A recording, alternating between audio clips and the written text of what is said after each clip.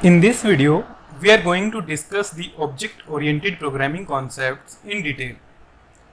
As we already know, objects are the key in object-oriented programming. Everything revolves around objects.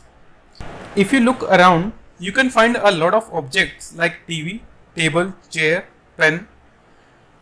All these real-world objects have two characteristics: state and behavior.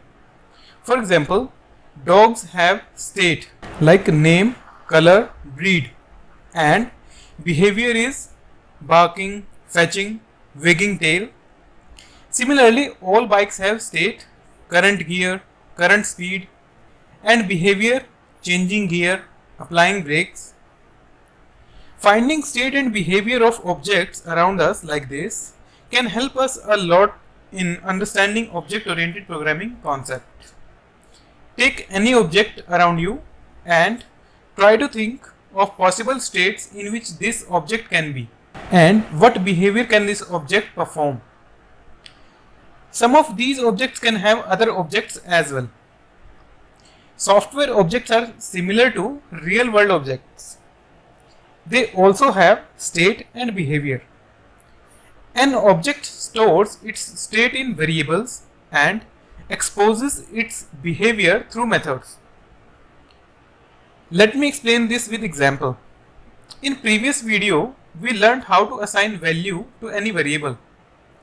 Now say we have a car which has 5 gears and this value is stored in gear variable.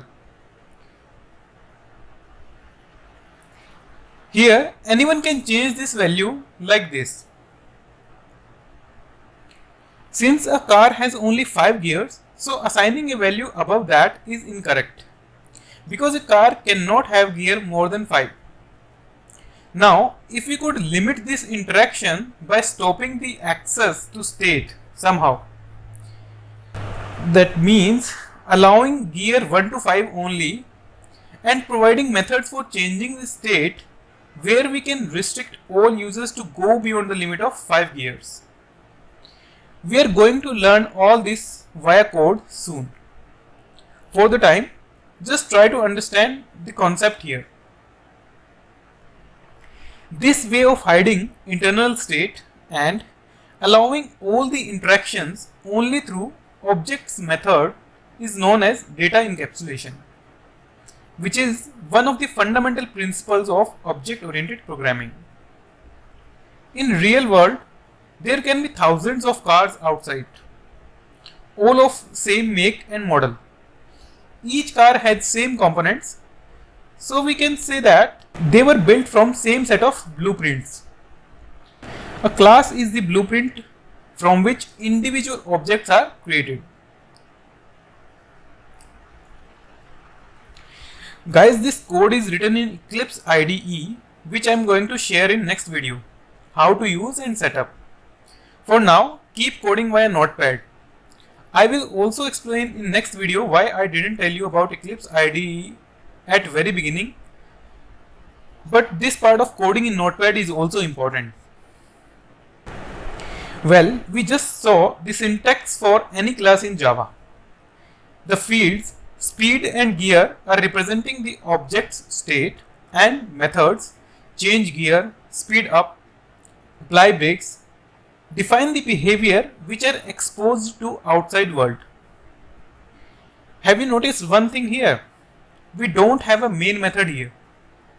But that's okay because that is just a blueprint for cars.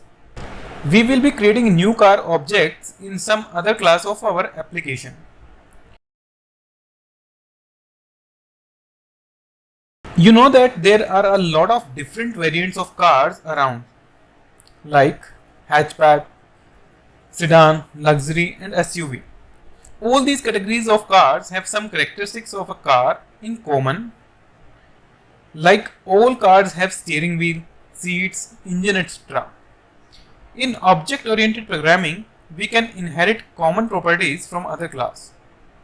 In recent example of class car, we have all the common states and behavior of a car. Now, these common properties can be used for hatchback, sedan, luxury and SUV classes. These classes will define their own special properties in addition to the common properties inherited from the class car. Here, class car becomes superclass, and the classes which inherit its properties are called subclass. In Java, each class can have only one superclass, that is only one parent, but each superclass can have unlimited subclasses. This is the syntax for inheritance. Class luxury car extends car. Now, without writing the same code again and again, this class luxury car have all the properties from class car. As we learnt, objects themselves define their outside world interaction through the methods they expose, or in technical terms we can say that methods found the object's interface with the outside world. For example, buttons on a remote set are the interface between us and electrical wiring inside. We just press the power button to turn on and off. So, on a remote set, interface is responsible for exposing buttons to us and hide the internal details. In Java, we can achieve this via interfaces, very similar to remote one. As we can see that outer buttons only are responsible for various behaviors. Similarly, in Java, interface is a group of methods with empty bodies. If we specify a car's behavior via interface, it will be like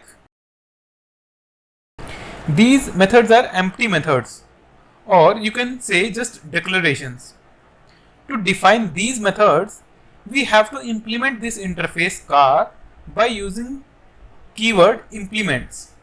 For example, class luxury car implements car. You can consider interface as a contract between the class and outside world, which is enforced by Java compiler at build time. If you declare any class implementing an interface, all methods declared by that interface must be defined by the implementing class. Otherwise, compiler will report error. We just created one interface and one class implementing that interface. We must be having a lot of classes and interfaces for a complete application, right? So how to manage all these classes and interfaces? The best way to manage or organize related classes and interfaces in one folder, like we organize our personal data in separate folders such as work, songs, movies, etc. We have similar structure in Java known as package, which is basically a namespace that can organize set of related classes and interfaces. Take an example of library. Library has a lot of sections like fiction, drama, poetry.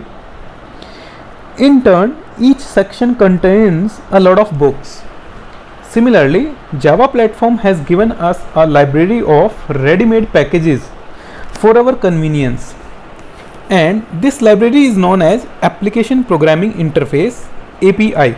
Java Platform API specification at this link contains the complete listing for all packages, interfaces, classes, fields and methods provided by Java Platform. You should bookmark this library for future references.